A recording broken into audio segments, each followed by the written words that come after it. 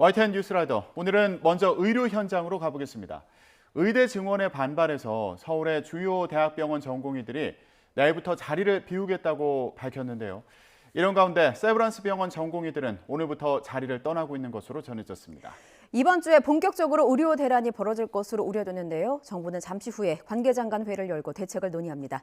현장에 나가 있는 취재기자 연결합니다. 조용성 기자.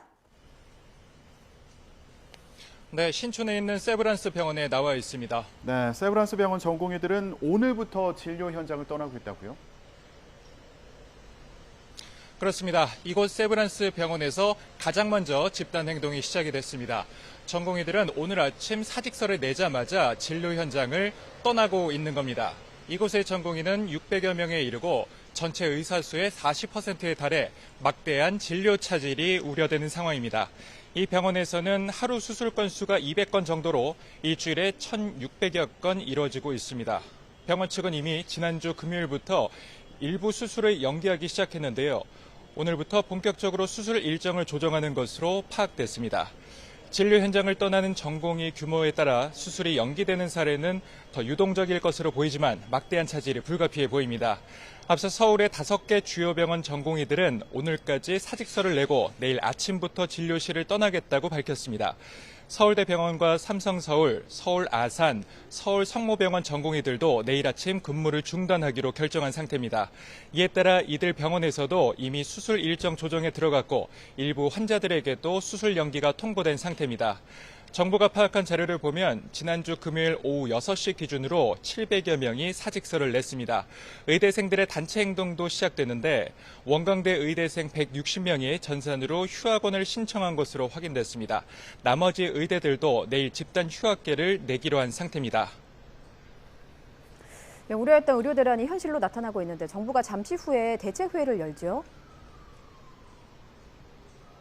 그렇습니다. 중앙사고수습본부는 의사들의 집단 행동에 대한 대책회의를 진행합니다. 뒤이어서 총리 주재로 관계장관 회의도 이어질 예정입니다. 전공의들이 진료 현장을 떠남에 따라 이에 대한 논의가 집중될 것으로 보입니다. 정부는 집단 사직에는 기계적으로 강경하게 대응한다는 입장입니다. 지난 금요일에도 결근한 전공의 100명에게 업무 개시 명령을 내려 이 가운데 3명은 명령에 불응한 사실이 확인됐다고 밝혔습니다. 오늘도 세브란스 병원을 중심으로 주요 병원마다 현장 점검을 벌여 결근한 전공의들에게 업무 개시 명령을 내릴 것으로 보입니다. 의료 공백에 대응하기 위해서는 전국 400개 응급의료기관에서 24시간 비상진료 체계를 운영하기로 했습니다. 또 지방의료원과 적십자 병원 등 공공병원의 진료 시간을 연장하고 비대면 진료를 활용할 계획입니다. 한덕수 국무총리는 어제 대국민 담화를 통해 집단 행동에 나서는 의사들에게 국민 생명과 건강을 볼모로 삼지 말라며 자제를 촉구했습니다. 지금까지 세브란스 병원에서 YTN 조용성입니다. 정부는 대국민 담화를 발표하며 마지막까지 의료계 집단 행동 자제를 촉구했는데요. 절대적인 의사수 확보 없이 의료개혁은 성공할 수 없다면서도 필수 의료 분야에서 고생하는 의사들에 대한 합당한 보상 등을 약속한 한덕수 국무총리의 담화 이어서 들어보시겠습니다. 늘어나는 고령 인구와 높아지는 의료 수요에 비해 지금의 의대 정원은 턱없이 부족합니다. 지금 이 상태가 지속된다면 2035년에는 의사가 1만 5천 명 부족할 것으로 보입니다. 불과 10년 안쪽에 닥쳐올 현실입니다. 전공의들의 근무 여건을 개선하여 의료 현장의 번아웃을 방지하겠습니다. 또한 지방병원 육성과 필수 의사 확보를 통해 지역 의료를 살리겠습니다. 필수 의료 현장에서 고생하시는 의사들이 합당한 보상을 받을 수 있도록 2028년까지 10조 원 이상을 투입해 필수 의료 수가를 끌어올리겠습니다. 정부는 언제든지 대화하고 소통할 준비가 되어 있습니다. 집단 행동이 아닌 합리적인 토론과 대화를 통해 이견을 좁혀나가야 한다고 간곡히 당부드립니다. 대한의사협회 비상대책위원회는 한덕수 국무총리의 담화에 대해서 의사를 악마화하는 정부의 행태가 조금도 변하지 않았다고 반박했습니다. 의협 비대위는 성명에서 정부가 의대생과 전공의들의 행동을 처벌하려 한다면 의료 대재앙을 맞이할 것이라며 이같이 밝혔습니다. 또 총리의 대국민 담화문은 자율적인 행동을 억압하고 처벌하기 위한 명분 쌓기에 불과하다고 유감을 나타냈습니다. 대형 병원 전공의를 중심으로 집단 행동을 앞두면서 진료 공백 우려가 이미 현실화되고 있습니다. 실제로 수술이나 진료 일정이 밀린 환자 사례가 잇따르고 있는데요. 하지만 환자들은 하소연할 곳이 없습니다. 환자를 볼모로 한 비윤리적인 행동이라는 비판의 목소리도 커지고 있습니다. 유서연 기자입니다. 서울 시내 대형 병원에 췌장암으로 입원한 아내를 돌보고 있는 박홍기 씨. 갑자기 진료 일정이 미뤄졌다는 병원 연락을 받았습니다. 이번 주 예고된 전공의들의 진료 중단 때문이었습니다. 뭐 병이 아니고 뭐 응급 환자 암 이런 종류이기 때문에 시간을 다투고 이런 과정에서 진료가 조금 늦어진 게 대해서 조금 그 보호자로서 걱정이 많이 됩니다. 치료를 담당했던 의사가 사직서를 냈다며 당분간 못 보게 됐다는 통보를 받는 경우도 많습니다. 언제 다시 진료를 받을 수 있을지 환자 가족들은 불안할 수밖에 없습니다. 선생님이 아마 제가 내일부터는 이제 그만둔다, 못 나올 것이다라는 얘기만 남편한테 했대요. 균이 감염이 됐는데 이거를 제때 치료 안 하면 어떡하지? 아이 설마 지금 내가 그렇게는 위로하고 있지만 남편도 불안해하죠. 급하지 않은 수술을 미루기 때문에 문제 없다는 게 의사단체 얘기지만 당장 병상에 있는 환자와 보호자들은 속이 타들어갑니다. 내 병이 더 커질까 봐도 무섭고 전화 받고 나서는 좀 한참 울었던 것 같아요. 내가 잘못한 게 하나도 없는데 왜... 이런 가운데 의료계의 집단 행동에 대해 의료대란 우려와 함께 비판하는 목소리가 갈수록 커지고 있습니다. 간호사를 주축으로 한 보건의료노조는 의사들이 국민 생명을 내팽개치는 비윤리적인 행위를 한다고 강하게 비판했습니다. 국민 여론도 의사단체 집단 행동에 명분이 없다고 보는 추세입니다. 국민 10명 가운데 8명 가까이가 의대 정원 확대에 찬성한다는 여론조사 결과가 나왔습니다. YTN 취재진이 수술 연기나 취소 같은 현장 상황을 담기 위해 인터뷰를 시도했지만 환자나 보호자 대다수는 나중에 불이익을 받을까 봐 신원을 밝히는 걸 극도로 꺼렸습니다. 전공의 집단 사직이 코앞으로 다가오면서 진료 차질도 현실화한 가운데 아무 잘못 없이 볼모가 된 환자들의 불안감만 커지고 있습니다. YTN 유서연입니다. 이런 가운데 간호사들이 정부의 이른바 진료보조 간호사, PA 간호사 활용 계획에 적극 협조하기로 했습니다. 대한간호협회는 의료인의 제일 책무는 환자의 건강과 생명 보호라며 의료 공백을 메꾸는 데 참여할 것이라고 밝혔습니다. 수술실 간호사 등으로 불리는 PA 간호사는 수술장 보조와 검사 시술, 응급 상황 시 보조 등의 역할을 하면서 일부 의사의 역할을 대신하고 있고 전국에 10,000명 이상 활동하는 것으로 알려졌습니다. 네, 이렇게 의사들이 집단 행동에 나서는 건 지난 2000년 첫 의료 파업 이후 이번이 4번째입니다. 과거 3차례 의료 파업은 어떤 배경에서 어떻게 진행됐는지 신지원 기자가 돌아봤습니다. 의사들이 처음 집단 행동에 나선 건 지난 2000년 의약 분업 사태 때였습니다. 당시 진료와 처방은 의사가, 조제와 투약은 약사가 하도록 분리하는 정책에 반대하며 총 5차례 파업을 벌였습니다. 집행부 단식과 집단 휴진, 거리 행진까지 개원의와 전공의 참여율은 90%에 달했습니다. 의약분업에 대한 정부안이 개정될 수가 없는 현 상황이라면은 우리는 그대로 이번에 휴진에 들어갈 수밖에 없습니다. 의약분업이 시행된 뒤에도 파업은 계속됐고 결국 정부는 업무 개시 명령에 불복한 의사들을 고발했습니다. 당시 파업을 이끈 의협회장은 의료법 위반 등의 혐의로 실형 선고를 받고 의사 면허가 취소됐습니다. 지난 2014년에는 원격 의료 추진에 반발해 의사들이 거리로 나섰습니다. 그러나 개원의들의 집단 휴진 비율이 전공의 참여율에 못 미치는 등 내부에서도 큰 호응을 얻지는 못했습니다. 의사들은 오늘 환자분들께 잠시 고통을 드리더라도 원격 진료와 의료 영리화 정책을 기어이 반드시 막아내고자 합니다. 2차까지 간 집단 휴지는 정부와의 합의로 철회됐지만 당시 의협회장 등 집행부 2명은 재판에 넘겨졌습니다. 지난 2020년 의사 파업은 이번 집단 행동 배경과 가장 유사합니다. 의대 정원을 늘리겠다는 정부 정책에 반발하고 나선 겁니다. 정부가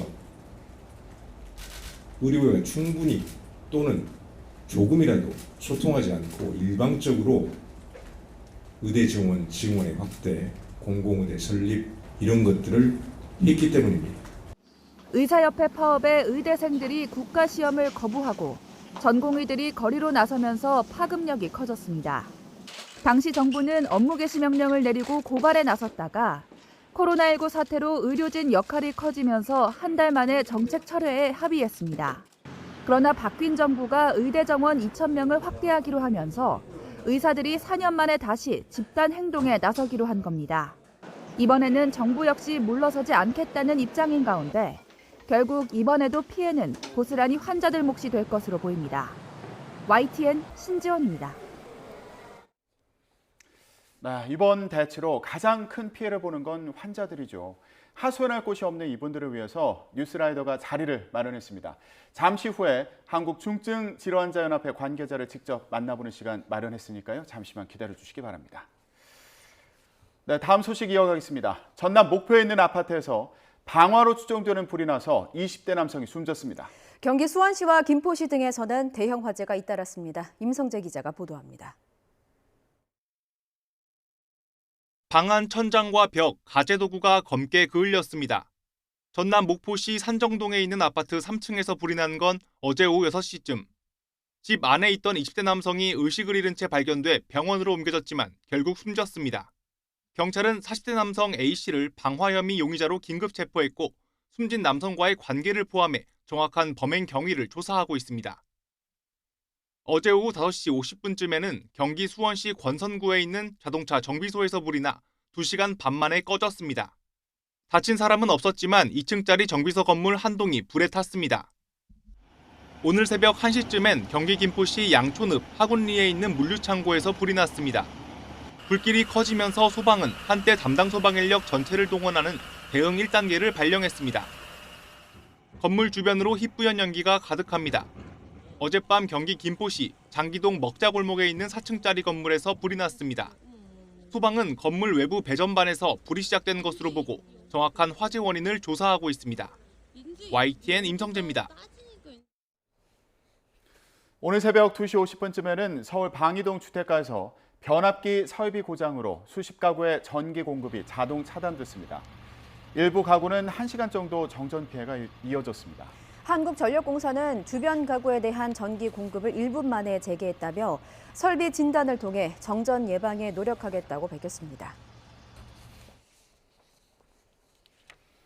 오늘 새벽 4시 반쯤에는 서울 논현동에 있는 주택가에 있는 주차장에서 불이 났습니다.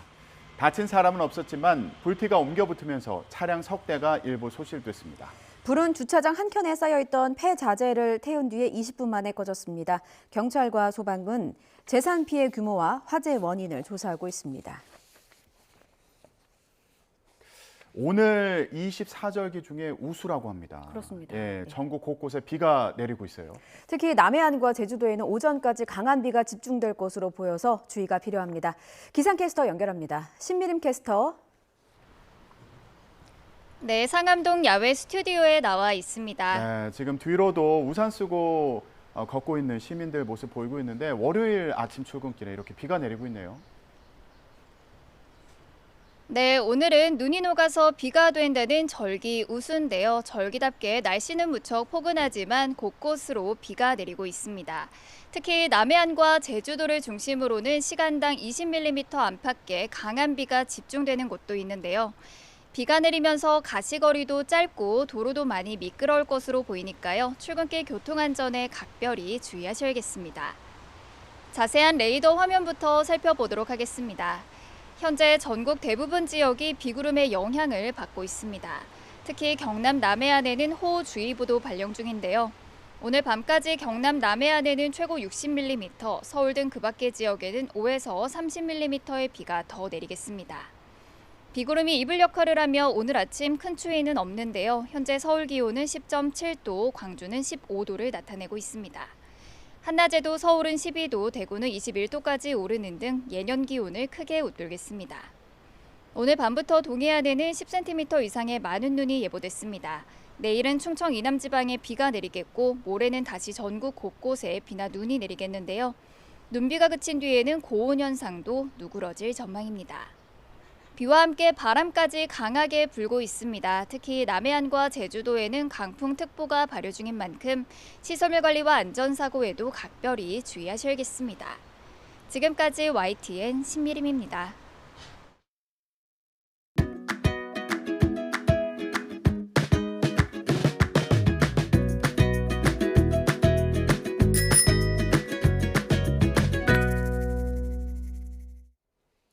닷새간의 총선 공천 면접 심사를 마친 국민의힘이 전통적인 강세 지역인 대구와 부산, 울산을 포함한 단수 공천 지역구 12곳을 추가로 발표했습니다. 윤재욱 원내대표를 비롯해서 현역 의원 8명과 주진우 전 법률비서관 등 대통령실 출신 2명이 포함됐습니다. 강민경 기자가 보도합니다. 국민의힘은 추가로 발표한 단수 공천 지역 12곳 가운데 8곳을 현역 의원들로 채웠습니다. 집권 여당의 전통적 강세 지역인 대구에서는 윤재욱 원내대표와 추경호 의원이 공천을 확정지었습니다. 부산에선 북강서울 김도읍, 해운대을 김미애, 기장군 정동만 의원이 이름을 올렸습니다. 울산에선 동구 권명호 의원이 유일했고 강원에선 원주갑 박정하, 홍천, 횡성, 영월, 평창군의 유상범 의원이 공천장을 다시 받게 됐습니다. 대통령실 출신 2명도 본선행에 올랐습니다. 특히 윤석열 대통령의 최측근으로 분류되는 주진우 전 법률비서관이 부산 해운대 갑의 단수 추천 후보로 낙점됐습니다. 현역 하태경 의원이 자리를 비운 곳인데 당내에선 당선 가능성이 큰 지역구로 꼽힙니다. 첫날 면접을 봤던 서울 중랑을의 이승환 전 행정관도 뒤늦게 본선행이 확정되면서 용산 출신 공천 확정자는 3명으로 늘었습니다. 단수 기준에 해당함에도 불구하고 그 출신에 따라서 굳이 역차별을 받아야 될 이유는 없다고 생각합니다. 단수 추천 대신 경선을 치르기로 한 지역구 22곳엔 현역 의원들이 무더기로 포함됐습니다. 대구 수성갑 주호영, 서구 김상훈, 부산 사하을 조경태 의원 등이 도전자들과 치열한 예선 경쟁을 치러야 합니다. 한때 친윤계로 꼽혔던 강원 강릉의 권성동 의원, 직전 당대표였던 울산 남구을의 김기현 의원은 이번 단수 추천과 경선 대상 명단에서 빠졌는데 조만간 최종 결정이 나올 걸로 보입니다. 지금까지 공천 배제, 즉 컷오프된 현역 의원은 2명으로 모두 지역구 출신이 아닌 비례대표입니다. 공관위는 이번 주부터 경선 지역에서 빠진 선거구에 대한 논의를 이어가는데 특히 후보자들의 지역구 조정 가능성을 열어뒀습니다. 우수한 인력 같은 경우에는 만약 본인이 오케이 하면은 동의한다 그러면은 수도권으로 경쟁력이 없는 쪽으로 후보가 없는 쪽으로 재배치할 수도 있습니다. 이와 함께 공관위는 당의 험지 출마 요구를 수용한 서병수, 김태호, 조혜진 의원을 우선 추천, 즉 전략공천 대상자로 선정했습니다. YTN 강민경입니다. 공천심사 반환점을 둔 국민의힘 공천관리위원회가 오늘 오후 회의를 열고 단수 추천이나 경선을 확정하지 않은 지역구에 대한 인력 배치를 논의합니다. 지난주 닷새 동안 후보자 면접 심사를 끝마친 국민의힘은 지금까지 단수 공천 86곳과 전력 공천 3곳, 경선 44곳을 결정해 발표했습니다.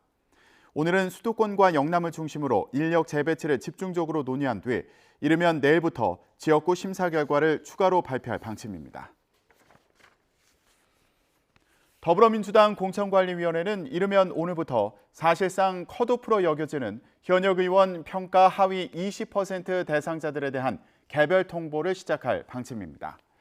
민주당 공천 핵심 관계자는 YTN과의 통화에서 전략이나 단수, 경선 후보자들도 이번 주 차례로 발표될 예정이라고 설명했습니다. 하위 20% 명단은 공개되지 않지만 모레와 오는 23일로 예정된 공관위 추가 심사 결과 발표에서 윤곽이 차차 드러날 것으로 보입니다.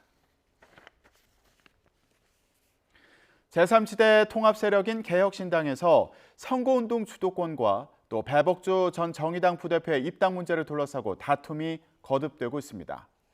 이낙연 대표 측 김종민 최고위원이 합의 정신을 흔든다며 이준석 공동대표를 비판하자 이 대표 측은 곧바로 맞받아쳤습니다. 이준엽 기자가 전해드립니다. 더불어민주당 탈당파 새로운 미래 측 인사인 김종민 개혁신당 최고위원은 선거운동 전권은 이낙연 공동대표에게 있다고 강조했습니다.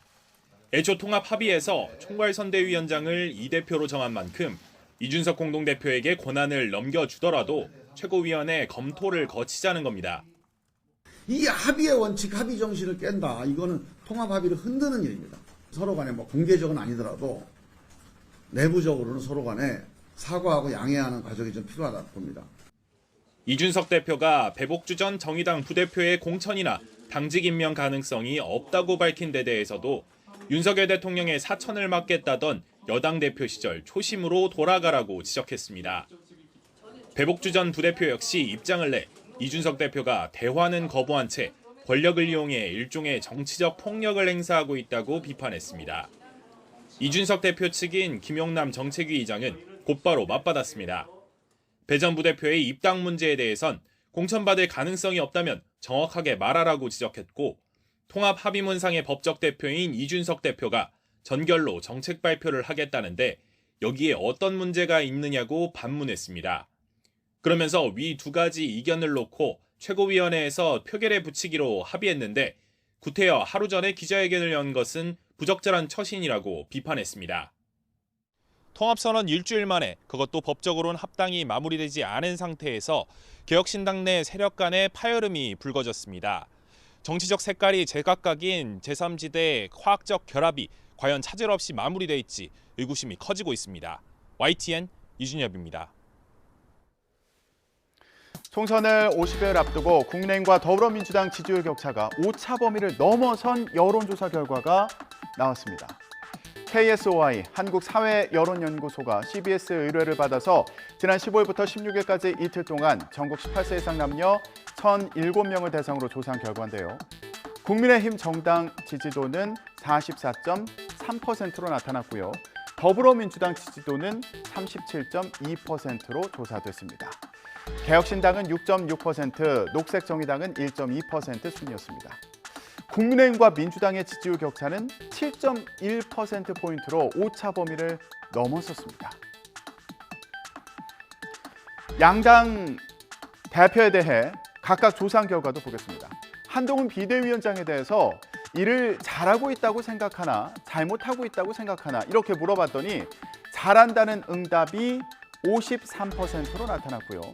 잘못한다는 응답이 40.7%로 조사됐습니다. 반면 이재명 대표에 대해서는 잘한다는 응답이 38%, 잘못한다는 응답이 56.6%였습니다. 이 같은 조사 결과에 대해서 여론조사 업체 측은 공천 과정에서 비교적 잡음이 적은 국민의힘과 친문, 친명 사이 갈등을 드러낸 민주당이 대비되는 모습을 보인다. 네, 친명과 비명 사이에 갈등이 비춰진 민주당이 국민의힘과 대비되는 모습을 보인다. 이렇게 분석을 했습니다. 자, 그런데 주말 사이에 이런 일도 있었네요. 총선에서 인천 계양을에서 맞붙게 된 민주당 이재명 대표와 국민의힘의 원희룡 전 국토교통부 장관이 마주쳤습니다. 어제 지역에 있는 축구장에서 열린 계양축구협회 시무식에서 인사를 나눴는데요. 어제 현장으로 가보시죠. 부의장님께서는 오른쪽 자리 쪽으로 이동해 주시고요. 그리고 각 단체 클럽의 회장님께서도 오른쪽으로 와주시고. 원 전 장관, 자신이 제주지사 시절 이재명 대표는 성남FC 구단주를 맡고 있었는데요. 이때 만났던 걸 언급한 겁니다. 두 사람의 이런 인사는 6초 정도 이어졌습니다.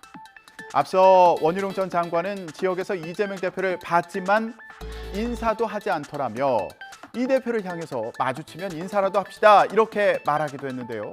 네, 관련 발언 들어보시죠. 이재명 대표가 쭉 들어와서 요 과일 가게에서 인사를 하고 저와의 거리가 3m밖에 안 됐거든요. 근데 제가 인사를 하려고 그쪽에다가 나름대로 이렇게 표시를 하고 반가운 표정을 지었는데 그냥 피해서 가버렸거든요. 바로 이 현장입니다. 결국 두 사람의 만남이 이렇게 이루어지기는 했지만 뭔가 멋쩍은 분위기인데요. 원 전 장관이 인천 계양을에 단수 공천된 만큼 앞으로 이런 모습을 자주 볼 수 있을 것 같습니다. 네, 앞서 여론조사 보여드렸었는데 이런 조사 내용도 있었습니다. 자, 조국 전 법무부 장관이 신당을 창당하고 총선 출마를 준비한다고 하는데 어떻게 생각하느냐는 질문이었습니다. 이 질문에 대한 답변을 봤더니 적절하지 않다는 응답이 63.1%, 그리고 적절하다는 응답이 29.9%로 나타나서 부적절하다는 반응이 절반을 넘었습니다. 하지만 조 전 장관은 이번 달 말, 늦어도 3월 초에는 신당을 창당하겠다고 거듭 강조했습니다. 관련 발언 들어보시죠. 얼마 전까지는 저에 대한 호칭이 전 법무부 장관, 전 민정수석이었는데 이제 가칭 조국 신당 인재영입 위원장이 되었습니다. 그래서 일종의 명함이 하나 새로 생길 것 같고요.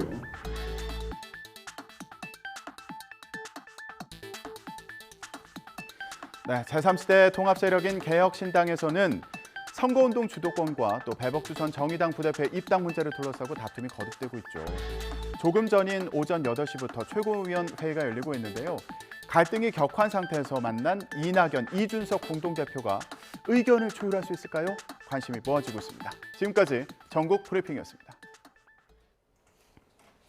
지난주 대전 카이스트 졸업식에서 윤석열 대통령이 과학기술 지원을 하겠다는 내용의 축사를 하던 도중 한 석사 졸업생이 연구개발 예산을 삭감하지 말라면서 항의하는 소동이 있었습니다. 이를 두고 더불어민주당에서는 윤 대통령이 선심성 공약을 남발하고 있다며 공직선거법 위반 혐의로 고발하겠다고 밝혔는데요. 직접 들어보시겠습니다. R&D 예산이 줄어들고 있어요 라고 아무리 얘기를 해도 답변이 거의 없었습니다. 그리고 일을 별로 하지 않았습니다. 그런데 선거를 앞둔 60일 안으로 들어온 이 지점에 대통령이 곳곳을 다니면서 공약을 남발하는 선심성 홍보쇼 규탄합니다. 대통령의 선거법 위반, 그리고 그 밑에 있는 대통령실, 그리고 그와 관련된 각 부처의 공무원들이 이와 관련된 정책 그리고 예산 등을 짜면서 어떻게 선거에 개입하고 영향을 미쳤는지에 대해서 철저히 책임을 물을 예정입니다.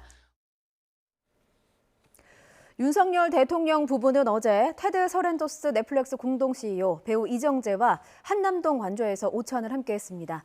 대통령실은 윤 대통령이 넷플릭스 CEO에게 많은 투자를 진행하는 것에 감사를 표시하며 지속해서 K 콘텐츠에 대한 투자를 늘려달라고 당부했다고 전했습니다. 대통령실은 이번 오찬에 김건희 여사도 함께했으며 투자 관련 논의는 윤 대통령과 대통령실 정책실장, 서렌토스 CEO 등 3사람이 진행했다고 설명했습니다. 네, 국내 자영업자들은 꾸준히 늘고 있는데요. 하지만 소득은 계속 줄어드는 것으로 나타났습니다. 특히 소득 하위 구간에서 감소세가 두드러지는 등 자영업자들의 부익부 빈익빈이 뚜렷해지고 있습니다. 김선희 기자가 전해드립니다. 나홀로 사장이 많아지며 사업 소득을 신고한 자영업자는 꾸준히 늘고 있습니다. 2018년 502만 명에서 2022년 723만 명으로 최근 4년간 44%가 증가했습니다. 반면 연소득은 2018년 2,100여만 원에서 2022년 1,900만 원대로 쪼그라들어 4년간 9.3%가 줄었습니다. 평균 소득이 줄어든 것은 배달업 종사자가 늘어난 영향도 있지만 코로나 이후 전반적으로 소비가 위축됐기 때문입니다. 기업에서 단체 회식이나 이런 고객들이 비중이 좀 높았었는데 그런 쪽의 비중보다는 좀 소규모로 개인적으로 이용하시는 고객들의 빈도가 늘었고요. 테이블당 매출이 좀 많이 줄어 있는 상태죠. 자영업자의 소득 감소는 벌이가 적은 영세업자 구간에서 두드러졌습니다. 소득 하위 20%의 평균 소득은 2018년 180만 원에서 2022년 70만 원으로 61%나 줄었습니다. 반면 상위 20%는 같은 기간 7,630만 원에서 7,290만 원으로 4.5% 감소에 그쳤습니다.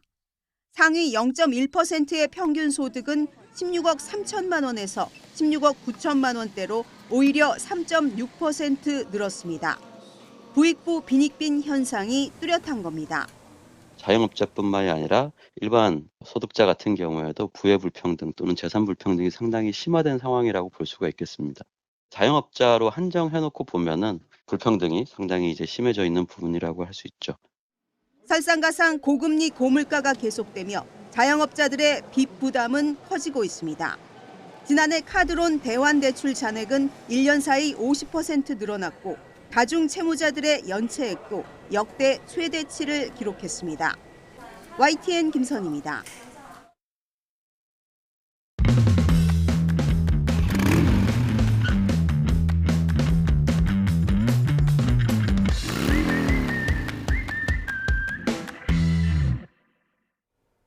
YTN 뉴스라이더 함께하고 계십니다. 비트박스를 잘하려면 두 가지를 기억하라는 말이 있죠. 북치기와 박치기입니다.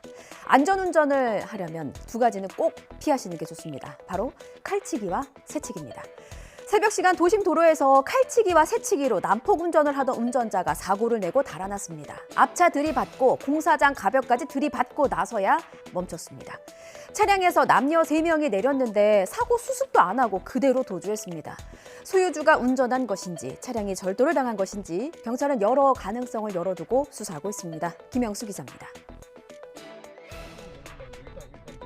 어두운 새벽 도심의 큰 도로. 1차로를 달리던 승용차 앞으로 다른 차가 끼어듭니다. 다시 2차로로 넘어가서 휘청하더니 앞차를 들이받고 공사장 가벽으로 돌진합니다. 칼치기로 들어왔어요. 급격하게 해서 들어왔는데 들어오자마자 다시 또 2차선 쪽으로 급격하게 또 차선 변경을 하더니 그 속도를 못 이기고. 수사에 착수한 경찰이 승용차 주인을 조회한 결과 외국인으로 파악됐습니다. 알고 보니 다른 경찰서의 수사 대상에 오른 인물이었는데 출석 통보에 응하지 않은 상태였습니다. 다만 경찰은 소유주가 운전했을 가능성은 낮은 것으로 보고 차량 절도를 포함해 여러 가능성을 열어두고 수사하고 있습니다. 앞쪽에서 남성분이 나오셨는데 꽤 어려 보였어요. 그리고 뒤쪽에서 또 여성분 한 명이랑 남성분 한 명이랑 같이 나와가지고 애싸움이 어른 싸움 된다는 말이 있는데요. 반려동물을 키우는 인구가 크게 늘면서 요즘은 개싸움이 사람 싸움이 되는 시대가 됐습니다. 이번에는 설 연휴에 애견 호텔에서 있었던 사고를 전해드리겠습니다. 설 연휴에 애견 호텔에 반려견을 보냈던 제보자는 큰 충격을 받았습니다. 자신의 반려견이 호텔 업주의 개에 물려서 다쳤기 때문입니다. 양측의 입장이 엇갈리면서 사람 간의 싸움으로 번졌습니다. 동물들은 뭐 어디 깨물려도 나 어디 물렸다 이렇게 말을 못하잖아요. 비슷한 물림 사고가 반복되고 있지만 경위를 파악하기 힘든 만큼 관련 제도와 대책이 마련돼야 한다는 지적이 나옵니다. 윤웅성 기자가 취재했습니다. 덩치 차이가 확연한 두 개가 꼬리를 흔들며 서로 엉겨붙습니다. 약간의 몸싸움을 벌이는가 싶더니 대형견이 한쪽 다리로 중형견의 몸을 누르고 물어버립니다. 물린 개의 목덜미 세 군데엔 0.5cm 크기의 이빨 자국이 선명하게 남았습니다. 다른 강아지를 보거나 그러면 불안해하고 주저앉고 오줌 실수하고 CCTV 보여달라 하대. 자기가 작동법을 모른다. 지금 에러가 뜬다. 이 말만 하시더라고요. 뒤늦게 상처를 발견한 반려견 주인은 사과와 피해 보상을 요구하러 애견 호텔 주인을 찾아갔습니다.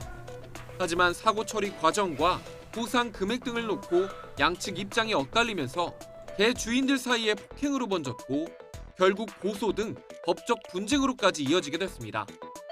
상태를 확인했는데 아무 이상이 없어서 견주한테는 그 물림 사고에 대해서는 언급하지 않았고 치료비 부분하고 그리고 위로금으로 100만 원 제시를 했습니다. 저희가 1,000만 원까지는 해줄 수 없다라는. 현행법상 애견 호텔을 비롯한 동물 위탁 관리업자는 개를 크기별로 나눠 관리하는 등 안전에 힘써야 하지만 이를 위반해 사고가 나더라도 과태료나 행정처분에 그칠 뿐 형사상 처벌을 받진 않습니다. 또 동물 위탁 관리업은 허가제가 아니라서 서류를 갖춰 신고만 하면 영업할 수 있다 보니 전문성이 떨어진다는 우려도 있습니다. 서류들을 잘 만들어내지만 실제로는 그 서류처럼 운영되지 않는데 신고제, 등록제로 운영되고 있는 게 좀 허가제로 바뀌면은 더 좋을 것 같고. 여기 부산 해운대 전경을 보니 속이 탁 트입니다. 이 높은 아파트 위에 더 높이 우뚝 솟은 아파트. 부산 해운대의 랜드마크로 꼽히는 LCT입니다. 99층, 무려 411m 높이를 자랑합니다. 이 높은 만큼 누군가의 도전 의식도 자극하나 보죠. 남성 2명이 꼭대기에 등장했습니다. 아침 7시 해가 떠오르는 해운대 앞바다의 절경을 바라보며 아찔한 높이에서 그대로 뛰어내렸습니다. 그리고 호련히 사라졌습니다. 어디로 갔을까요? 경찰은 해운대에 있는 초고층 건물 LCT 99층에서 낙하산을 타고 뛰어내린 외국인 남성 2명을 쫓고 있습니다. 이들이 뛰어내린 시각은 지난 15일 아침 7시쯤 관리자의 눈을 피해서 화물 전용 엘리베이터를 타고 전망대가 있는 99층에 올라간 것으로 보입니다. 맨몸으로 뛰어내릴 리 없습니다. 신고 내용으로 미루어 보아서 낙하산을 메고 뛰어내린 것 같고요. 해운대 백사장 방향으로 뛰어내려서 착지한 후에 자취를 감췄다고 합니다. 경찰은 이들이 유명 초고층 빌딩이나 절벽에서 낙하산을 타고 뛰어내리는 이른바 베이스 캠핑 전문가일 것으로 보고 수사를 벌이고 있습니다. 411m의 LCT가 베이스 점퍼들의 먹잇감이 된 건 이번이 처음이 아닙니다. 지난 2019년에도 러시아인 2명이 낙하산을 이용해 뛰어내려 주거 침입 혐의로 입건됐습니다. 당시 경찰에 붙잡히기는 했는데 풀려났고 러시아로 돌아가서 SNS에 낙하하는 자신들의 모습을 올리기도 했는데요. 도전도 좋고 젊음도 좋고 다 좋다 이겁니다. 그런데 굳이 주민들의 안전을 위협하고 목숨까지 걸면서 해야 하나 싶습니다. 이번에도 외국인이라고 하니까 출국하기 전에 얼른 붙잡았으면 좋겠네요. 돈 5천만 원의 가치 얼마나 될까요? 말할 것도 없이 큽니다. 자, 그럼 무엇을 해주면 5천만 원을 주겠다라는 제안을 받게 된다면 어떤 생각이 들겠습니까? 얼마나 위험하고 어려운 일이길래 5천만 원씩이나 줄까 싶으시죠? 자, 이 빈칸을 채워보겠습니다. 법정에서 위증을 해주면 5천만 원을 주겠다는 제안. 이게 어떤 사건이길래 위증까지 필요하나 봤더니요. 동거하던 전 여자친구를 감금하고 성폭행하고 코뼈까지 부러뜨려서 재판에 넘겨진 남성 재판이었습니다. 자, 여기 3명이 있습니다. 연인 관계였던 가해자와 피해자, 그리고 피해자와 새로운 연인이 된 현재 남자친구. 그러니까 그 전 남자친구였던 가해자가 피해자에게 위증을 제안했고요. 피해자의 현재 남자친구는 이 돈 5천만 원이 탐나서 피해자에게 위증을 하라고 시켰습니다. 하늘 아래 비밀 없다고 결국 탄로 나서 재판까지 받게 됐잖아요. 피해자를 2번, 3번 울리는 셈이 됐는데 강력한 대응으로 위증을 꿈꾸는 검은 속내에 경종을 울려주길 수사기관에 당부드립니다. 김철희 기자입니다. 지난해 5월 28살의 이 씨는 동거하던 전 여자친구를 성폭행하고 코뼈까지 부러뜨린 혐의로 재판에 넘겨졌습니다. 다급해진 A 씨 측은 피해자에게 진술을 번복해주면 대가를 지급하겠다며 회유했고 당시 남자친구인 B 씨도 이 사실을 알게 됐습니다. 돈이 탐났던 B 씨는 증인 신문을 연습하자며 피해자인 여자친구에게 특정 내용을 읽도록 했습니다. B 씨는 이를 녹음하고 편집해 진술이 바뀐 것처럼 꾸며 증거로 제출했습니다. 이후 직접 위증에도 나선 B 씨는 대가로 모두 5천만 원을 건네받았습니다.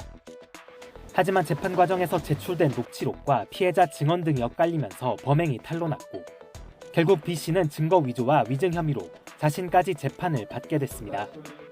이처럼 위증을 시도했다가 검찰에 적발된 이들은 지난 한 해에만 622명에 달합니다.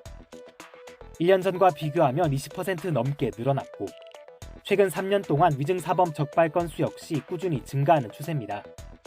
이 가운데는 김용전 민주연구원 부원장 재판에서 위증을 부탁한 혐의로 기소된 민주당 관계자들처럼 정치적 이해관계가 동기인 경우도 있습니다.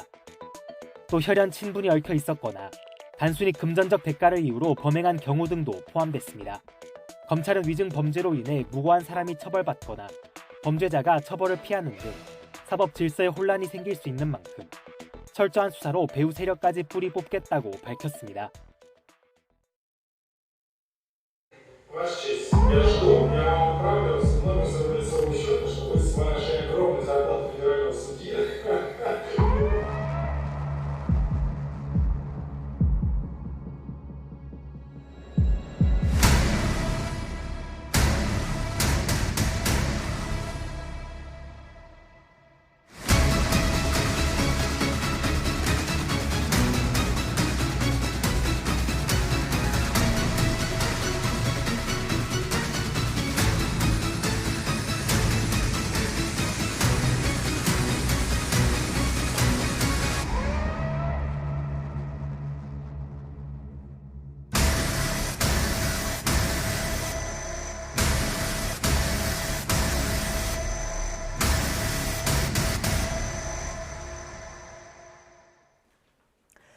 대통령의 최대 정적 알렉세이 나발리가 지난 16일 감옥에서 돌연 사망했습니다. 러시아 대선을 한 달 앞두고 발생한 갑작스러운 죽음, 의문점이 한두 가지가 아닙니다. 관련 내용 전문가와 함께 자세하게 알아보겠습니다. 정재원 국민대 러시아 유라시아 학과 교수 연결돼 있습니다. 교수님 나와 계시죠? 예, 나와 있습니다. 안녕하십니까? 예, 먼저 사망 직전 날의 그 나발리의 모습을 좀 떠올려 보겠습니다. 맑은 정신에 농담하면서 웃으면서 말하는 장면이 공개되기도 했는데 죽음이 좀 갑작스럽고 석연치 않은 정황이 있습니다. 교수님 어떻게 보셨습니까?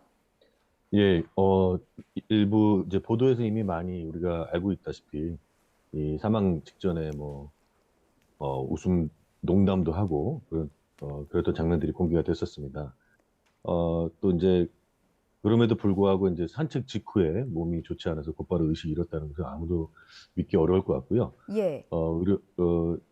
나발리 측의 이제 레오니드 솔로비에프 변호사의 말에 따르면 면회를 14일 날 했었는데 그때만 해도 모든 것이 괜찮았다 이렇게 주장을 하고 있고 또 지난 발렌타인데이 때는 또 나발리가 물론 다른 사람을 통해서지만 아내에게 또 사랑하는 편지를 썼었고 모든 것이 정상적인 상황이었다 이렇게 얘기를 하고 있습니다. 예, 유족들이 아직 고인의 시신을 보지 못한 것으로 알려졌습니다. 그래서 시신의 행방을 두고 여러 설들이 있었는데 시신이 시베리아 병원에 있다는 보도도 있었고 또 오늘 나온 보도를 보니까 나발리의 몸에 멍자국이 있다. 이게 경련으로 인한 멍자국으로 보인다라는 내용이 또 전해지기도 했어요. 예, 그렇습니다. 유족들이 아직 시신의 행방을 찾지 못하고 있습니다. 예. 러시아 연방수사위원회가 최장 30일 동안 그 사망에 대한 어떤 그 절차적 검토에 들어간 이후에 그때서나 얘기를 하겠다 이렇게 얘기를 했었는데요. 예. 어제 보도에 의하면은 시신의 이제 얼굴과 가슴 부위에 멍자국이 있다고 이렇게 보도가 되었습니다. 얼굴 부위 같은 경우에는 경련을 이제 일어나서 그걸 막다가 이렇게 멍이 생길 것일 수도 있고 가슴의 경우에 이제 심폐소생술 과정에서 멍이 생길 것일 수도 있다 이렇게 얘기를 하고 있습니다만 예. 어쨌든 새로운 사실이라고 할 수 있겠습니다. 예. 나발리가 수감됐던 러시아 최북단의 교도소를 좀 보죠. 이게 굉장히 악명이 높은 곳으로 그렇습니다. 알려져 있습니다. 혹시 상황이 굉장히 열악하다던데 이것이 좀 영향을 미쳤을까요? 일단은 사실 그 교도소뿐만 아니라 러시아 교도소 전체적으로 상황이 굉장히 열악합니다. 근데 예. 이제 이 교도소는 그 중에서도 아주 악명이 높은데요. 러시아 시베리아 중에서도 또 완전히 최북단 지역입니다. 야말로 네네츠라고 하는 자치구에 있는 아주 악명 높은 수용소인데요.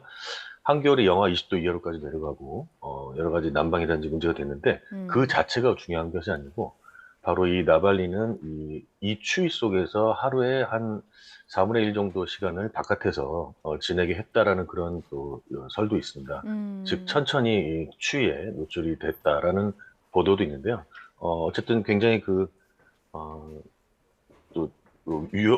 엄청 위험한 교도소이고 또 기온이 수감자에 대한 형벌 자체도 아예 한겨울에 계속 바깥에 있는 그런 조치들도 취하는 그런 아주 악명 높은 수용소라고 할 수 있겠습니다. 예, 저는 나발리 사망 이전에 최근에 전해졌던 보도 중에서 한국의 컵라면이 먹고 싶다고 했던 그 보도가 기억이 납니다. 그러니까 그만큼 나발리가 건강하고 건재함을 과시했던 것으로 저는 봤었는데 이게 갑작스런 죽음을 맞으면서 여러 가지 의문점들이 좀 제기가 되고 있더라고요. 일각에서는 네, 맞습니다. 정보 요원이 교도소에 드나들었다 이런 얘기도 나오고 있고 현재 거론되는 음모론이 어떤 게 있습니까? 예, 물론 이 모든 것은 아직 이제 확인을 더 해봐야 되겠습니다만은 예. 지금까지 나온 얘기에 따르면 여러 대의 차들이 이제 이 수용소에 이 감옥에 들어갔고 그다음에 이제 구체적으로 연방보안국 정보위원들도 들어와서 CCTV를 돌려놨다거나 껐다거나 그런 여러 가지 의문에 대한 의혹이 증폭되고 있는 사실입니다. 예. 근데 이거보다 우리가 주목을 해야 될 게 있는데요. 사망 시각은 오후 2시 17분인데 예. 바로 2분 뒤에 교도소에서 미리 준비한 보도자료가 발표가 됐고 불과 또 7분 뒤에는 이 크레몬군 대변인 프스코프가 나발리의 사망을 확인을 했습니다. 예. 바로 이러한 부분들이 이제 제일 러시아에서 이 나발리뿐만 아니라 많은 사람들이 어떤 사건이 일어났을 때 곧바로 발표되는 이러한 경향들이 있는데요. 이 얘기는 미리 준비됐다는 것을 또 반증해 있다. 혹은 나발리가 그 이전에 죽었다. 음. 이렇게 볼 수 있겠습니다. 예. 사망 시점에 대한 조사도 좀 철저하게 이루어져야 할 필요성도 있어 보입니다. 이제 그 교수님께서 짚어주신 시간차를 좀 보면은 이거는 준비하지 않고서는 이렇게 신속하게 빨리 이루어질 수 없다는 생각도 듭니다.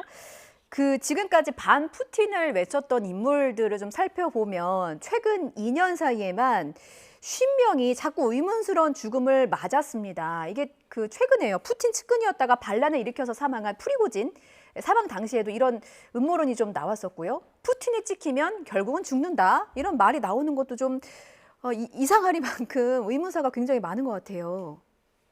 예, 이 부분 사실 그동안 잘 많이 보도가 안 됐었는데요. 예.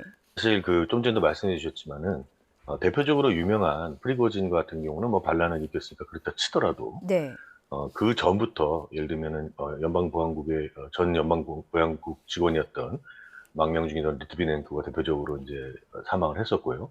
그 외에도 안나 폴리트콥스카야라는 그런 기자 출신 언론인이라든지 혹은 또 보리스 nemtsov라고 하는 또 야권의 거대한 인물들이 의문스러운 죽음을 맞이했었습니다. 네. 제일 중요한 게 안 보도됐던 것은 바로 이제 2022년 전쟁 발발 이후에 소위 그 러시아의 전쟁에 주요한 그 자금을 대고 있는 에너지 기업들의 수장들을 비롯한 재계 인사들이 또 거의 상당수가 50명 가까이가 살해됐다 이렇게 의문사를 당했다 이렇게 얘기를 하고 있는데요. 네. 여기서 핵심적인 것은 단순히 푸틴에 대항마거나 푸틴을 비판해서가 아니라 예. 조금 체첸 전쟁이라든가 아니면 우크라이나 2014년 우크라이나 침공 또 이번에 우크라이나 전쟁 등등 이러한 과정 속에서의 비밀들을 폭로하겠다 혹은 비밀을 알고 있는 이런 사람들이 살해를 당했다는 걸 우리가 주목을 해야 됩니다. 예, 그런 부분들이 있습니다. 그래서인가요? 예. 외신이 나발리 죽음과 관련해서 시대 종말이다. 이런 표현을 썼더라고요. 그 정도로 푸틴의 지금 현재 위협이 됐던 인물이라고 방증하는 겁니까? 예, 그렇습니다. 러시아에서 지금 현재 제대로 된 야당이 없는 상황에서 이 나발리는 이제 처음 시작은 인권 변호사이면서 이제 특히 푸틴뿐만 아니라 이게 참 위험했던 게 정부와 기업 등 러시아의 모든 그 부패와 인권 탄압에 대한 거를 폭로하는 그런 사람으로 유명합니다. 그래서 그런 의미에서 이제 푸틴 개인뿐만 아니라 이 푸틴을 비롯한 이런 집단의 최대 정적으로 등장을 했죠.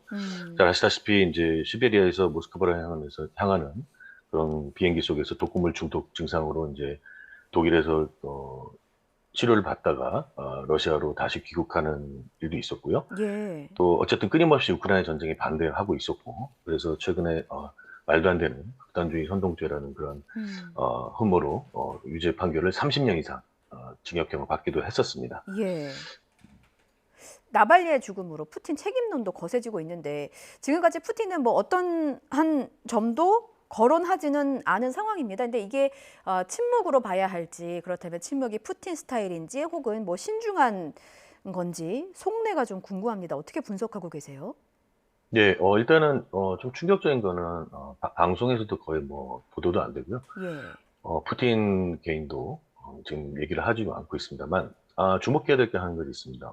바로 그 나발리가 죽은 날 러시아 서부 첼라빈스크 한 공장에서 노동자와 학생들을 향해서 여러 가지 웃으면서 농담도 하면서 앞으로 성공을 기원한다 이런 얘기도 했었습니다. 그런데 예. 그 과정 속에서 새로운 영토로라고 하는 구호를 외쳤거든요.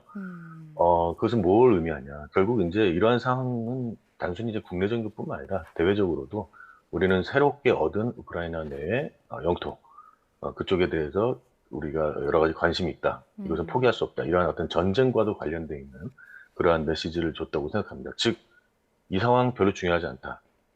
그렇게 이제 대외적으로 선전을 한 것이고 아마 이 부분은 나중에 이제 굉장히 중요한 부분으로 작동할 것 같습니다. 그렇군요.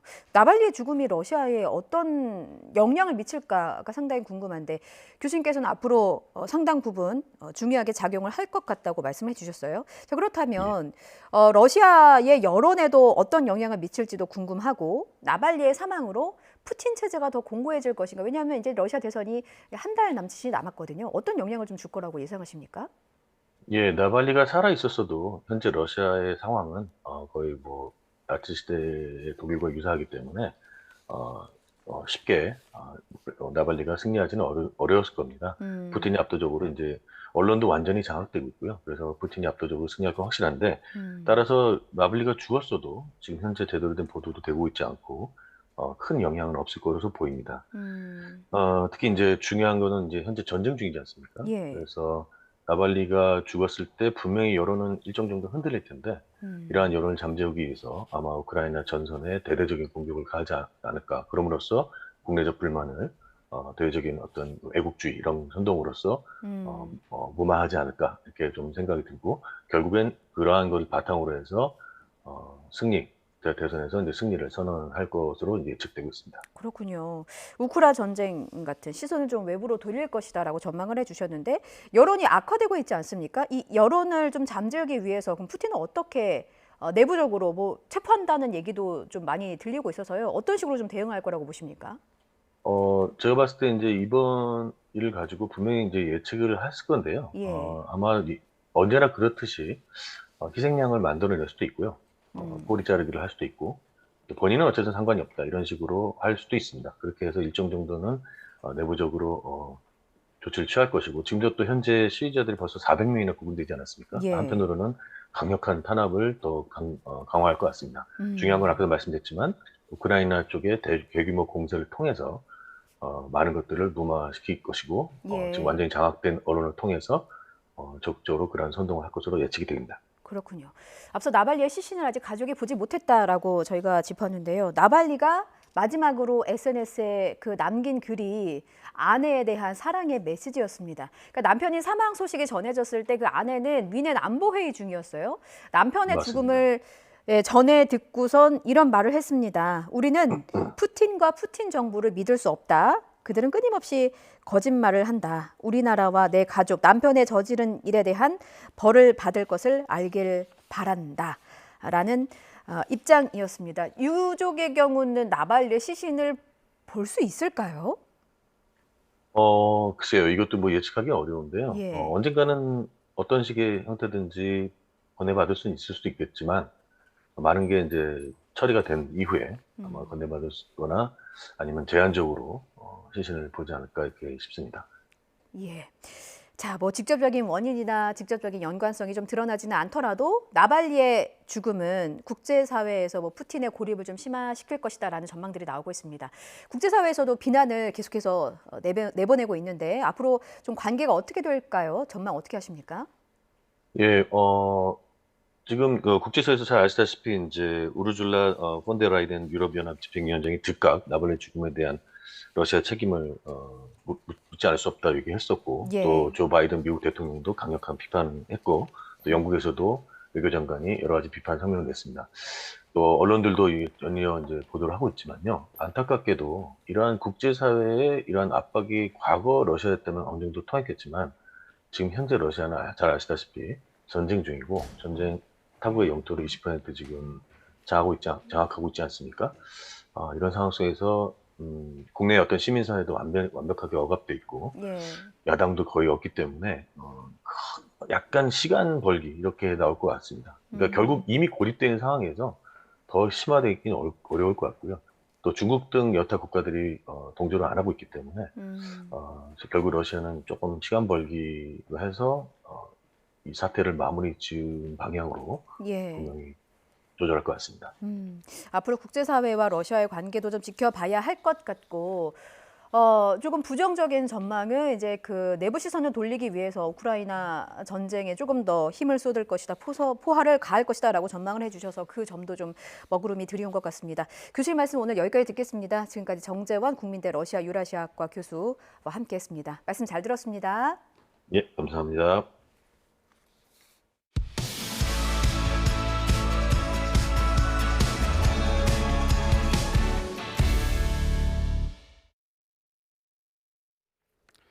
정부의 의대 정원 확대 반대해 서울 주요 병원 전공의들이 오늘 집단 사직에 나설 예정인 가운데 세브란스 병원 일부 전공의들은 진료실을 떠난 것으로 전해졌습니다.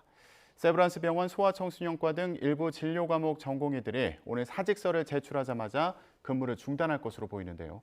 병원 측은 근무를 중단한 전공의 규모를 파악하고 있습니다. 또 하루 200건에 달하는 수술 일정 차질이 불가피한 만큼 환자 중증도에 따라서 일정을 조율하고 있다고 밝혔습니다. 이른바 빅5 병원으로 불리는 주요 병원 전공의들은 오늘까지 일제히 사직서를 제출하고 내일 아침부터 병원을 떠난다고 밝혔습니다. 이에 따라 주요 병원마다 수술 일정을 조율하고 일부 수술의 경우에는 환자들에게 날짜를 연기하겠다고 통보한 것으로 파악됐습니다. 5개 주요 병원의 전공의들은 2,700여 명으로 해당 병원 의사 인력의 40% 정도를 차지하고 있어서 막대한 진료 차질이 벌어질 것으로 우려됩니다. 정부는 근무하지 않는 전공의들에게 업무 개시 명령을 내리고 진료실에 복귀하지 않을 경우 즉각 처분을 내리는 등 강경 대응을 강조하고 있습니다. 정부의 의대 증원 방침에 반발해서 의대생들 가운데 처음으로 원광대에서 집단 휴학계를 제출했습니다. 교육부는 원광대 의대생 160명이 전산으로 휴학원을 신청한 사실이 확인됐다고 밝혔습니다. 이는 전국 의대생들이 동맹 휴학을 결의한 이후 실제 휴학계를 낸 첫 사례입니다. 다만 원광대 학칙에 따라서 휴학 처리를 위해서는 학과장, 학부장을 거쳐서 제출돼야 하고 학부모 서명도 필요하지만 전산으로 제출해 요건을 지킨 사례는 없는 것으로 나타났습니다. 교육부는 휴학계 처리 여부와 관련해서는 원광대 학칙에 따라 안내하라고 전달했다고 설명했습니다. 앞서 대한의과대학과 의학전문대학원생협회는 오는 20일 동시에 휴학계를 내는 방식으로 정부의 의대 증원에 반대하기로 만장일치로 결정했습니다.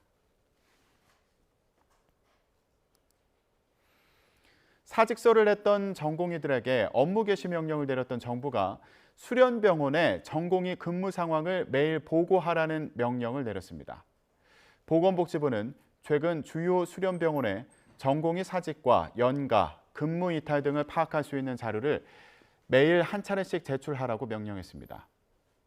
이 명령을 받은 전공의 가운데 복귀하지 않은 3명은 돌아올 의사가 없는 것으로 보고 불이행 확인서를 받았습니다.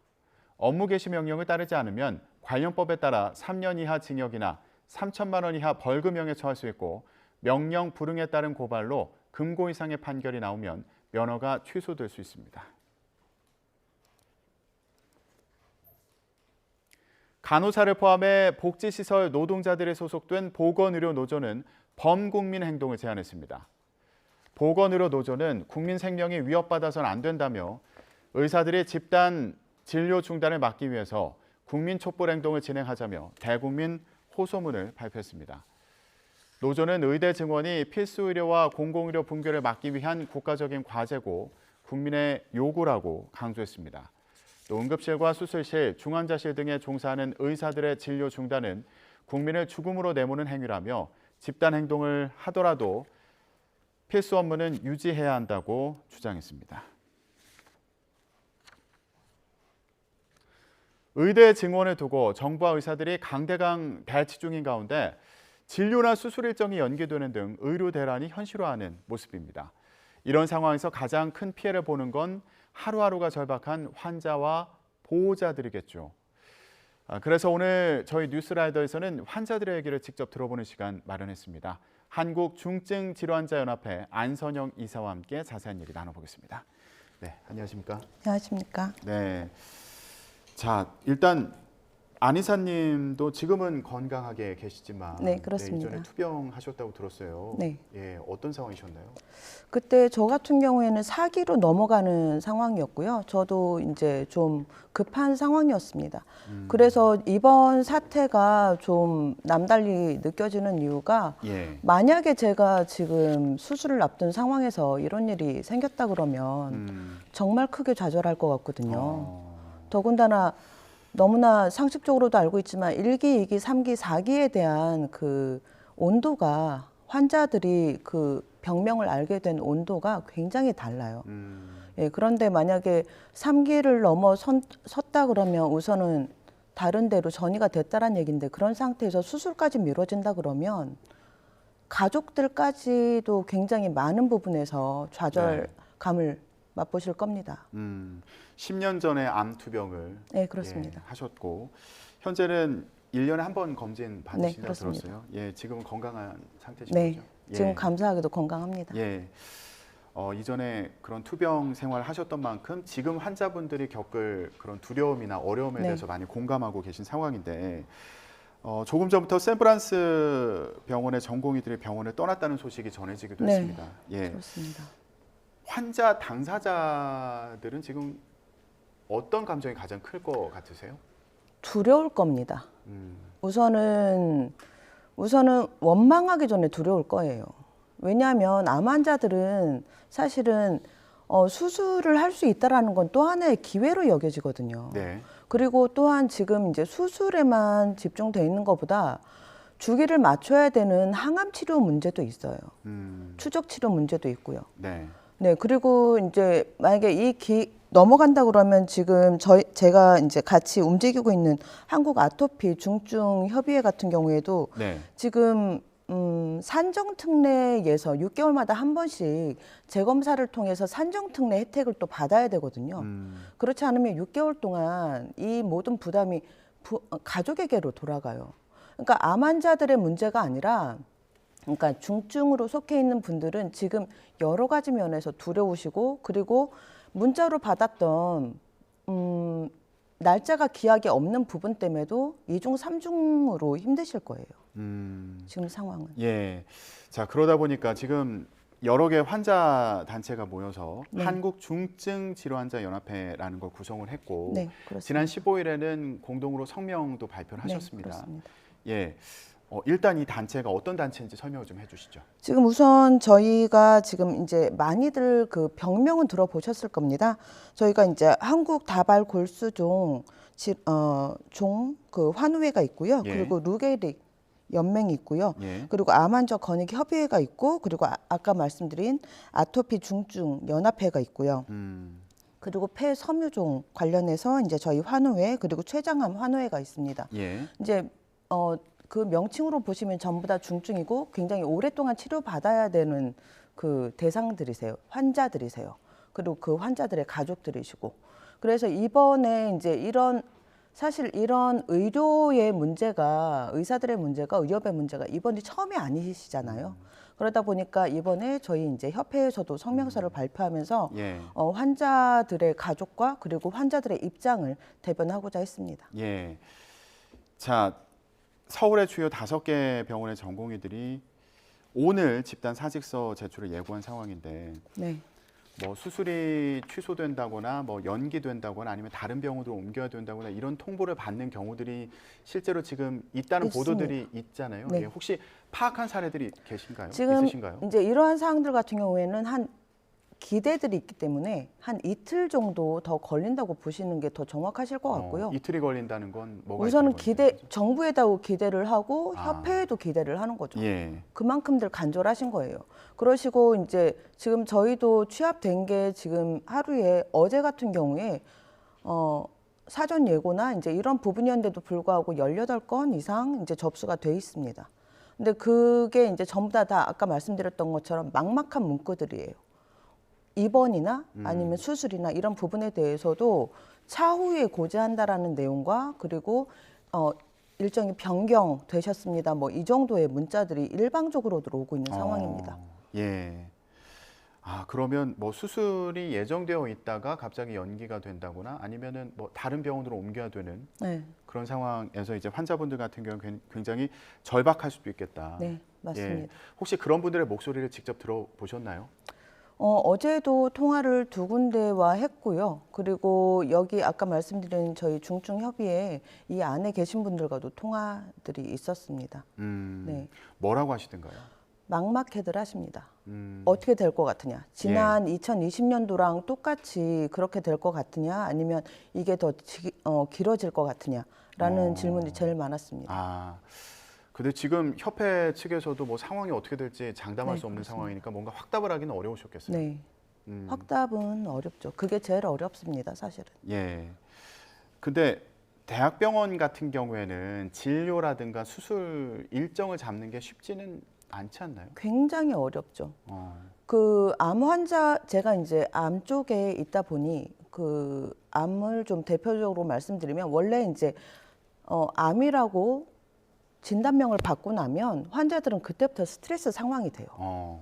예. 그리고 일반적으로 들어보셔서 아시겠지만 암 환자들 같은 경우는 그때부터 그 암이라는 걸 인지하는 순간부터 그 속도가 좀 빨라진다라는 게 일반 상식이지 않습니까? 그러다 보니 번지는 속도가 빨라질 수 그렇습니다. 있다. 예. 그래서 이제 그런 부분들 때문에도 너무나 힘들어하시고 그리고 그 수술 일정을 못 잡는 상태였는데 항암 치료로 사이즈를 줄인 다음에 수술이 가능하다라고 했던 그런 케이스들도 있으세요. 통화했던 케이스 중에. 예. 그런 분들은 정말 애가 타십니다. 그 사이에 내가 어떻게 될지 아니면 다시 수술이 어려워지는 상태가 되지 않을까라는 그 불안감이 예. 가족분들 전체에 있으세요. 예. 혹시 이거 좀 치료가 미뤄졌다가 그 사이에 암세포가 다시 커지는 거 아니야? 이런 걱정을 그런 한다는 걱정들이 말씀이시군요. 있으시죠. 예. 예. 수술을 연기한 일부 병원의 경우에 급하지 않은 그런 치료, 수술을 미룬 것이기 때문에 문제가 없다. 이런 취지로 설명하는 경우도 있다고 하던데요. 세상에 급하지 않은 수술이 있나요? 이게 급한 상황이 됐으니까 수술 과정을 거치는 거지 않습니까? 이게 지금 의협에서 하고 있는 행위를 정당화시키기 위해서 그런 말씀을 하는 것까지는 이해를 하겠지만 의료인의 입장에서 그런 말씀을 실질적으로 내뱉는 건 저는 좀 문제가 있다고 생각합니다. 예. 네. 아, 급하지 않은 수술이나 치료는 없다. 네, 그렇습니다. 예. 2020년에도 의대 증원을 추진을 했었잖아요. 네, 그렇습니다. 예. 그때도 의료계 총파업 움직임이 있었는데 네. 혹시 당시에도 치료에 어려움을 겪은 사례들이 있었나요? 그 당시에는 사실은 협회 차원에서 알아보지 않더라도 많은 기사들이 쏟아졌지 않습니까? 근데 이제 저희가 제일 가슴 아프게 봤던 건 응급실에서의 사항들이었습니다. 제가 알고 있는 케이스, 직접적으로 알고 있는 케이스 같은 경우는 현장에서 일을 하시다가 팔이 절단이 되셨는데 붙이질 못해서 지금 그냥 장애로 계세요. 혈관을 수술해 줄 의사가 없고 네. 응급실에서 대처해 줄 수가 없고. 근데 사실은 내 질병을 알고 있는 상태에서는 다른 병을 알아보던가 아니면 어떤 방법을 좀 취할 수가 있어요. 네, 잠시만요. 저희가 지금 의대 증원을 두고 정부 의사들이 강대강 대치를 벌인 상황에 대해서 얘기를 하고 있는데 정부에서 한덕수 국무총리 주재로 관계장관 회의를 열고 있습니다. 현장으로 가보시죠. 국민의 바람에 반하는 안타까운 결정입니다. 만약 집단 행동이 본격화된다면 의료 공백으로 인한 국민 불편을 최소화하는 것이 무엇보다 중요합니다. 특히 중증, 응급 환자들이 위협받는 상황을 초래해서는 절대 안 되겠습니다. 정부는 전국 409개 응급의료기관의 응급실을 24시간 운영하여 비상진료에 차질이 없도록 하겠습니다. 응급, 중증 수술을 최우선으로 대응하고 필수 의료 과목 중심으로 진료가 이루어지도록 체계를 갖추겠습니다. 상황이 악화될 경우 공보위와 군의관을 투입할 수 있도록 준비하겠습니다. 공공의료기관의 비상진료 체계도 가동합니다.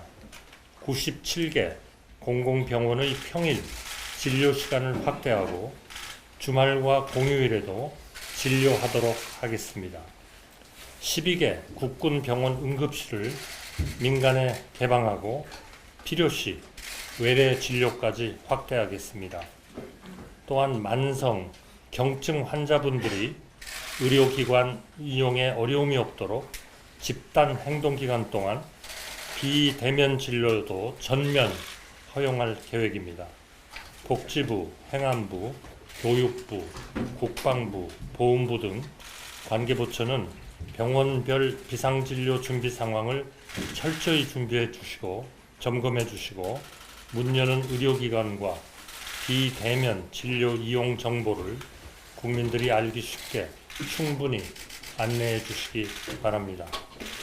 정부가 여러 번 간곡히 말씀드린 대로 의대 정원 증원 계획은 붕괴되고 있는 지역 의료와 필수 의료를 살리고 국민들께서 양질의 의료 서비스를 받으실 수 있도록 의료 체계를 고치는 더 큰 의료 개혁의 일부입니다. 정부와 전문가, 대학들이 고심해서 내린 결정치입니다. 영국, 독일, 일본 등 우리보다 국민 1인당 임상 의사 숫자가 더 많은 선진국들도 우리보다 먼저, 우리보다 큰 규모로 의사를 증원하고 있습니다. 정부는 무엇보다 대한민국의 미래를 위해 의대 증원을 결정하였습니다. 세계에서 가장 급격하게 고령화가 진행되어 의료 수요가 가파르게 치솟고 있는 상황에서 의사들이 충분히 증원되지 못한다면 지역과 필수 의료 분야는 오래 버티지 못하고 무너질 것입니다. 의사 양성에 길게는 10년의 시간이 걸리는 것을 감안하면 의대 정원은 지금이 마지막 기회입니다. 정부의 의료개혁은 국민뿐만 아니라 의사들을 위한 것이기도 합니다. 정부가 발표한 4대 필수 의료 패키지에는 의료계가 오랫동안 요구해온 내용들이 폭넓게 포함되어 있습니다. 정부는 의대 교육의 질을 높이고 전공의의 근무 여건을 획기적으로 개선하겠다고 약속드립니다. 의료사고 처리 특례법을 제정해 의사들이 안심하고 진료할 수 있는 환경도 조성할 것입니다. 2028년까지 10조 원 이상을 투입해 필수 의료 수가도 개선합니다. 또한 지방에서도 안정적인 진료 환경이 구축되도록 다양한 제도와 지원 방안을 마련하였습니다. 의료계에도 강경한 의견을 내는 분들만 계신 것이 아니라 정부의 진심과 국민의 고통을 이해하는 합리적인 분이 더 많을 것이라고 믿습니다. 의사단체가 지금이라도 집단 행동계획을 철회하고 국민과 의사 모두를 위한 정부의 의료개혁에 동참해 주신다면 더 빠르고 더 확실하게 의료개혁을 달성할 수 있을 것입니다. 국민 여러분, 그리고 의사 여러분, 정부는 언제나 대화에 열려 있습니다. 더 좋은 대안은 언제든 수용하겠습니다. 국민들이 걱정하시는 일이 없도록 최선을 다해 준비하겠습니다. 감사합니다.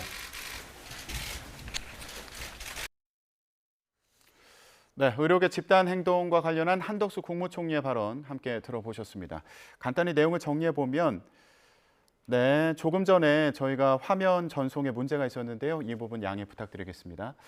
네, 관련 내용 간단히 정리해 보겠습니다. 한덕수 국무총리는 전국 409개 응급의료기관의 응급실을 24시간 운영해서 대응하겠다고 얘기했고요. 그리고 응급, 중증 수술을 최우선적으로 대응하고 상황이 악화하면 군의관을 투입하겠다 이렇게 얘기했습니다. 이와 함께 국군병원 응급실을 민간에 개방하고 필요시에는 외래 진료까지 확대하겠다고 밝혔습니다. 또 집단 행동 기간에는 비대면 진료를 전면 허용하는 방안에 대해서도 언급했습니다. 자, 정부 측의 입장을 들어봤는데 여러 가지 이제 대안을 얘기를 했습니다. 좀 어떻게 들으셨나요? 만족은 될 수 없다고 봅니다. 왜냐하면 진료라는 게 오늘 처음 본 사람한테 제가 오픈 수술을 해달라고 하는 게 아니지 않습니까? 네. 그동안에 내 상태를 살펴봤던 사람한테 믿고 수술대에 올라가는 과정들이 있지 않습니까?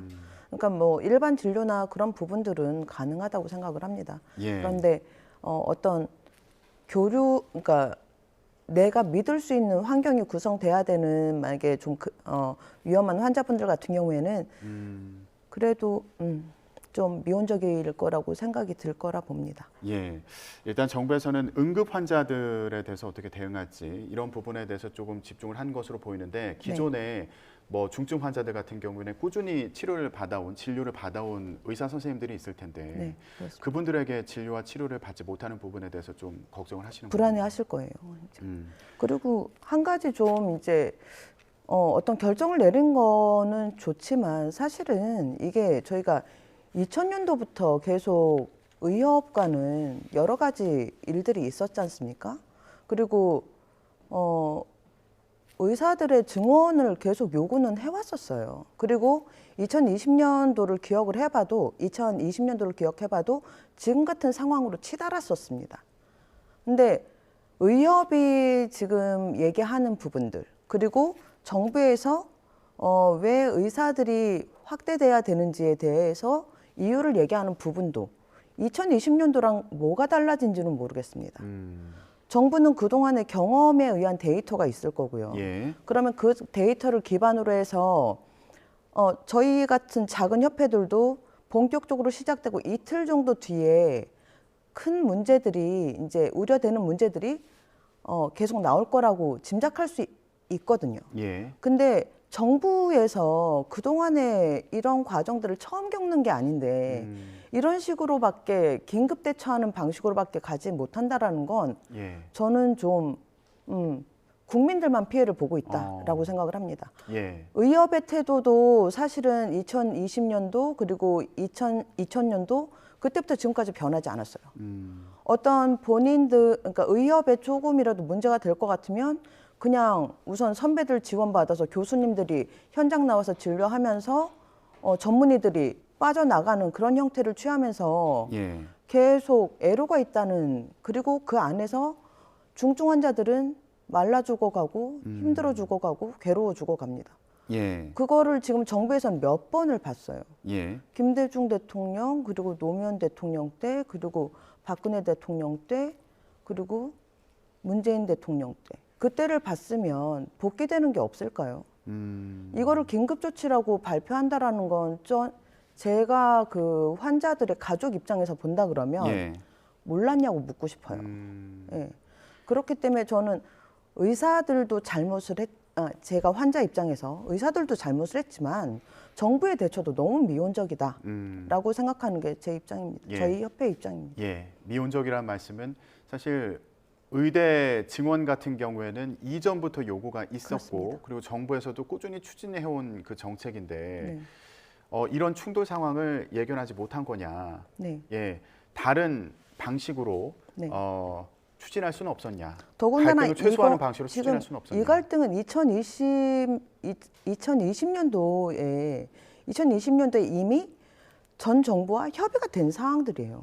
앞으로 협상 테이블에서 이 부분들에 대해서 논의를 하겠다. 근데 맨 마지막에 그 구절이 있었죠. 예. 한쪽에서 강제적으로 뭔가 진행을 하진 않겠다. 정부에서 강제적으로 진행하진 않겠다라는 그 문구가 들어있지만 지금 15회차 회의입니다. 예. 그러면 그동안에 뭐를 했던 걸까요? 그리고 지금 시간이 3년이에요. 그러면 그동안엔 뭐를 한 걸까요? 왜 같은 일을 계속 반복적으로 국민들은 겪어야 하는 겁니까? 예. 자, 그러면 한덕수 국무총리 같은 경우도 집단 행동을 철회해달라. 대화의 창구는 열려 있다. 조금 전에 이렇게 얘기를 했는데 네, 그렇습니다. 정부에서 어떤 태도를 보여야 된다고 생각하십니까?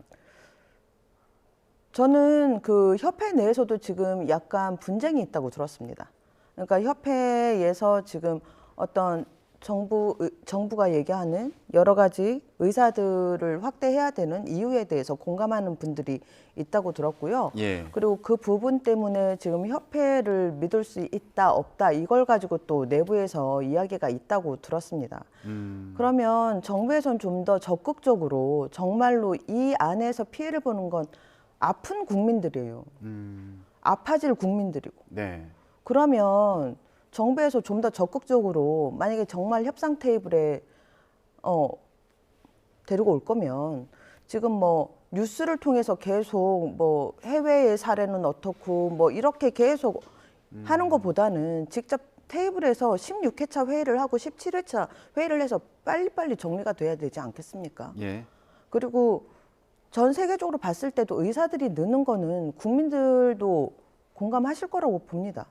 예. 왜냐하면 팬데믹을 겪었고 그리고 지금 뭐 우리가 2.6명인가요? 지금 우리 한국이 외국에 같은 경우에 3.12 정도 된다고 들었는데 예.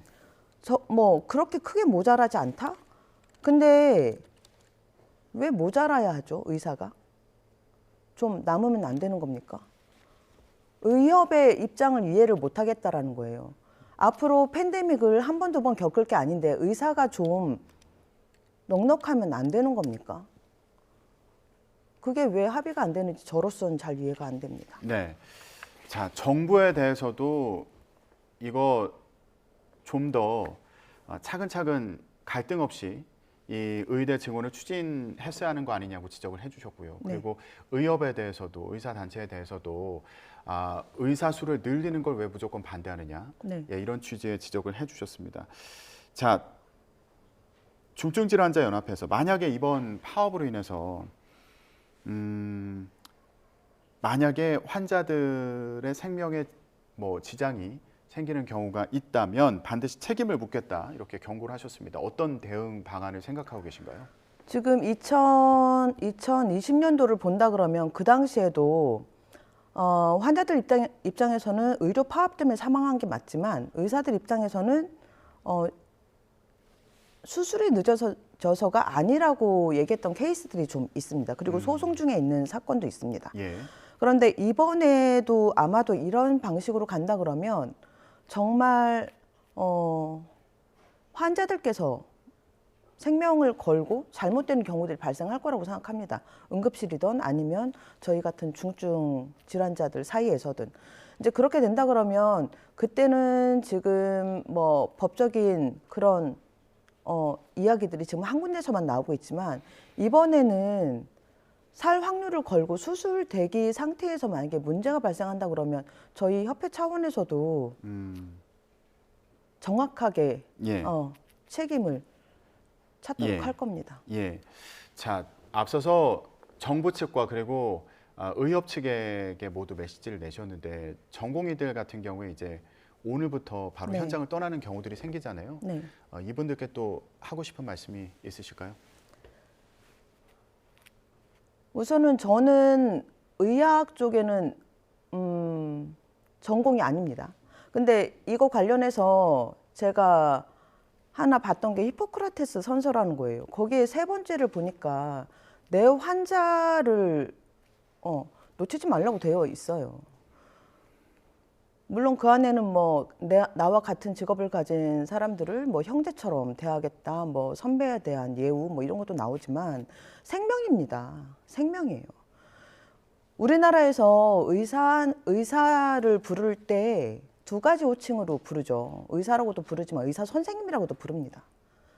내 목숨을 이분한테 맡겼기 때문에 선생님이란 단어들을 썼던 거예요.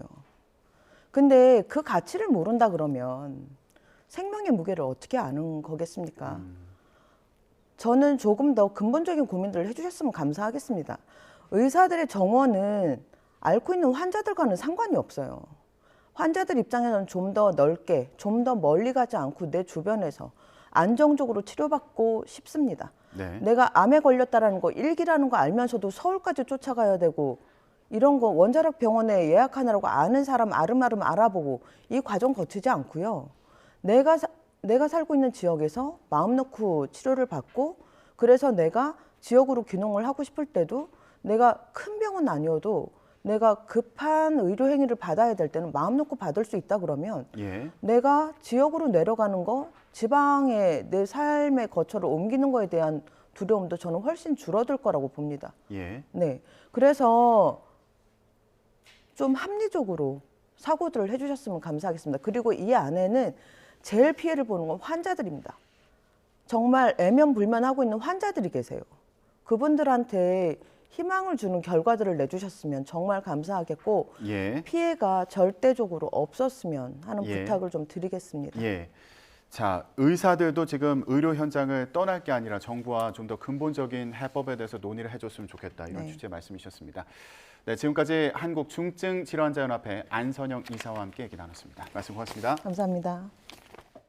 오늘은 눈이 녹아 비가 된다는 봄의 두 번째 절기 우수인데요. 절기에 걸맞게 날씨는 무척 포근하지만 곳곳으로는 비가 내리고 있습니다. 비는 낮부터는 소강 상태를 보이는 곳이 많겠지만 밤까지 산발적으로 이어질 것으로 보이고요. 또 밤부터는 동풍의 영향을 받는 동해안에 눈이 내리기 시작하겠습니다. 자세한 레이더 화면부터 살펴보도록 하겠습니다. 붉은색의 가장 강한 비구름대는 동쪽으로 이동하면서 빗줄기는 다소 약해졌습니다. 경남 남해안에 내려졌던 호우특보도 모두 해제가 됐는데요. 오늘 밤까지 경남 남해안에는 최고 60mm, 서울 등 그 밖의 지역에도 5에서 30mm의 비가 더 내리겠고 낮부터는 비가 소강 상태를 보이는 곳이 많겠습니다. 비구름이 이불 역할을 하며 큰 추위는 없습니다. 오늘 서울 낮 기온은 12도, 대구는 21도까지 오르는 등 예년 기온을 크게 웃돌겠습니다.